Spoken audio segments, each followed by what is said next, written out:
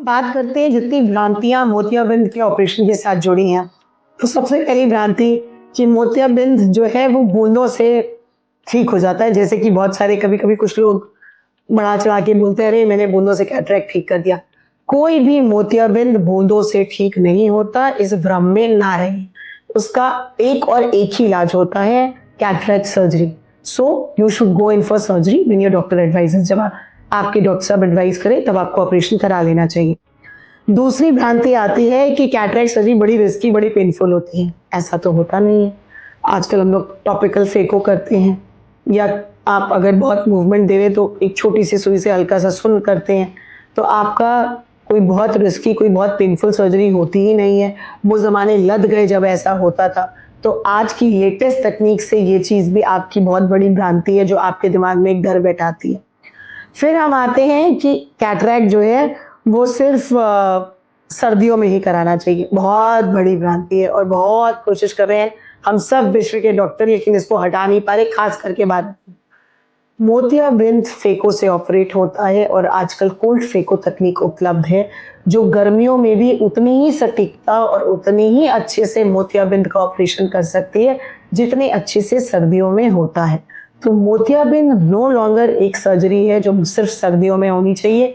ये surgery round the year होती है और इसको राउंड द ईयर करके अच्छे रिजल्ट्स दिए जा सकते हैं। तो ये भ्रांति आप लोगों की बिल्कुल गलत और बेसलेस है। फिर आता है कि मोतियाबिंद ऑपरेट कब कराना चाहिए। अरे भैया अभी तो कराना नहीं, जब पक जाएगा तब हम आपके पास आएंगे। नहीं, पकने का वेट अब नहीं करते। क्यों? क्योंकि जिस लेटेस्ट तकनीक से हम लोग ऑपरेट कर रहे हैं फेको से 2.8, 2.2, 1.8, 0.9 के इंसेशन से, उसमें बहुत पकाया नहीं जाता। एक स्टेज होता है, ग्रेड 2 के बाद आप कभी भी ऑपरेट करा सकते हो एज एंड व्हेन आपकी दिनचर्या या आपका प्रोफेशनल लाइफ जैसे उसको डिमांड करता है। तो आप वेट नहीं करते हो मोतियाबिंद का पकने और पूरे पकने का। अगर आप पकने का वेट करते हो तो ये मान के चलो कि आपकी नस भी पूरी की पूरी डैमेज हो रही है, क्योंकि जितना मोतियाबिंद ज्यादा पकता जाता है आपकी नस को वो डैमेज करता चला जाता है। तो मोतियाबिंद हमेशा एक स्टेज पे ऑपरेट कराना चाहिए जब आपके डॉक्टर बोले कि ऑपरेट कराने लायक हो गया है। फिर कोई कहता है कैटरैक्ट जो होता है वो वापस आ जाता है ऑपरेशन के बाद। गुरुदेव, ऐसा संभव ही नहीं है। ये मोतियाबिंद ऑपरेट करते हैं हम लोग, आपके जो कैटरैक्ट का एक लेयर होता है उसमें हम लोग एक स्मूथ सा होल बनाते हैं, उसके थ्रू मोतियाबिंद को खा के बाहर आते हैं और उसके अंदर एक लेंस को इम्प्लांट करते हैं। तो कैटरैक्ट नहीं दोबारा होता। बहुत कभी हो सकता है तो आपकी ये झिल्ली जिसपे हम मोतियाबिंद रखते हैं, कभी कभी कुछ लोगों के बॉडी के मैकेनिज्म ऐसे होते हैं या सर्जरी टेक्निक होता है जिसमें वो झिल्ली थोड़ी मोटी हो जाती है। तो ये संभव है कि आपकी झिल्ली मोटी हो जाए और वो बड़ी आसानी से एक लेजर विधि से 2 से 4 मिनट के अंदर उसको भी ठीक किया जा सकता है लेजर कैप्सुलोटमी से। तो ये बहुत बड़ा भ्रम है कि मोतियाबिंद ऑपरेट होने के बाद वापस आ जाता है, ऐसा कतई नहीं है। दूसरा, आपको लगता है अरे मोतियाबिंद होता था पहले 3-4 महीने लोग आराम पे चले जाते थे, वो काली पट्टी, वो क्या काली एक शील्ड बांधते थे, हाय हमें ये नहीं करना, हमें वो नहीं करना। आजकल ऐसा कुछ नहीं है। आप ठीक उसी दिन से बैठिए, बात करिए, गपियाइए, अपना थोड़ा हल्का फुल्का काम धाम भी देख सकते हैं। ऐसा कुछ नहीं है कि आपको लॉन्ग वीक्स ऑफ रेस्ट है। हाँ, हाइजीन आपको मेंटेन करनी है, इन्फेक्शन से आपको बचना है, इसमें कोई भी दो राय नहीं है। या किचन के धुएं से आपको 10 दिन के लिए अपने आप को बचा के रखना है। लेकिन जो हफ्ते या महीनों कहते थे आपको रिकवरी में लगता है, वो तब लगता है जब आप मोतियाबिंद बहुत पका लेते, तब आपको टाइम ज्यादा लगता है क्योंकि आपने मोतियाबिंद को एक्सेस पका लिया, उसको आपने कॉम्प्लिकेट कर दिया। अगर आप टाइम ली और समय पे ऑपरेट कराते हैं तो ऐसी कोई समस्या नहीं आती है। हाँ, कुछ ना कुछ पेशेंट के अपने बॉडी के मैकेनिज्म से रिस्पॉन्स से हो सकता है कि कोई 2 दिन में ठीक हो जाता है, किसी को 10 दिन 15 दिन भी लगते हैं। That can definitely happen depending upon your cataract कि वो कितना पका हुआ है। लेकिन आप ये बोलें कि हफ्तों और महीनों लगते हैं तो ऐसा कुछ भी नहीं है। ये एक बहुत बड़ा भ्रम है।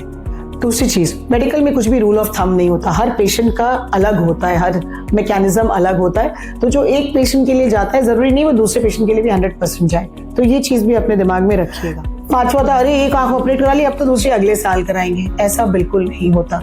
अगर आपकी दोनों आंखों में मोतियाबिंद पका है या आप उस फेज पे हो जहां मोतियाबिंद अंदर अंदर हार्ड हो रहा है, तो एक आंख के बाद दूसरे आंख का ऑपरेशन कुछ लोग 2 दिन बाद, कुछ लोग 4 दिन बाद, नॉर्मली हम 7 दिन बाद करते हैं। तो आप आराम से उसको ऑपरेशन करा सकते हो। कोई डर नहीं होता कि हाय मैंने अभी एक आंख ऑपरेट कराई, मैं दूसरी कैसे ऑपरेट कराऊं। बड़े आराम से ऑपरेट करा सकते हो। बल्कि जब आप उनको थोड़े कम टाइम पे ऑपरेट कराते हो तो आपकी जांचें भी हमें दोबारा रिपीट नहीं करानी होती, उन्हीं जांचों में हमारा काम चल जाता है। फिर होता है कैटरैक्ट, जो है वो तो सिर्फ उम्र दराज लोगों में होता है। आप पता नहीं किस दुनिया में जी रहे हैं आजकल। मोतियाबिंद हमको 30 साल 22 साल, छोटे सा बच्चा भी कई बार पैदा होता है तो भी उसको कैटरैक्ट होता है। तो कैटरैक्ट की कोई उम्र, कोई सीमा नहीं है। हाँ, उसका कारण क्या है, उसकी वजह से एज डिसाइड हो सकती है।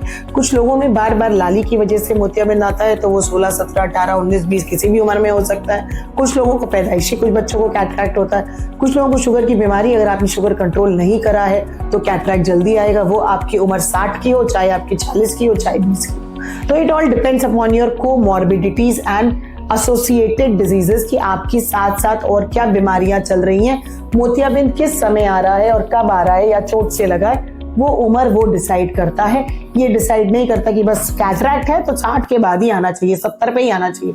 ऐसा नहीं होता, ये आज की तारीख में नहीं होता। कैटरैक्ट भी स्मार्ट हो गया है। टीवी और फोन के एक्सेस यूज के बाद हमें कैटरैक्ट हो सकता है। देखिए, कुछ पार्ट सच्चाई है, कुछ पार्ट इसमें भ्रांति है। सच्चाई किस वजह से, जो रेडिएशंस निकलते हैं फोन से, मोबाइल फोन से, खास करके आप जब लाइट ऑफ करके रात में फोन बहुत लंबा यूज कर रहे हैं, प्रोलॉन्ग यूज ऑफ फोन है, तो कुछ रेडिएशन या कुछ स्टडीज ऐसा कहती हैं कि कैटरैक्ट उससे हो सकता है। That is also not proven 100%। लेकिन ये बोलिए कि टीवी और फोन के यूज से कैटरैक्ट हो रहा है तो नहीं, उनके साथ की और जो एसोसिएटेड डिजीज है, हाँ, उनसे डेफिनेटली कैटरैक्ट हो सकता है। और एक बहुत बड़ी मिथ है कि अरे मैंने बहुत महंगा वाला लेंस लगवा दिया, अब मुझे चश्मा लगेगा ही। ऐसा 100% गारंटी विश्व में कोई नहीं दे सकता।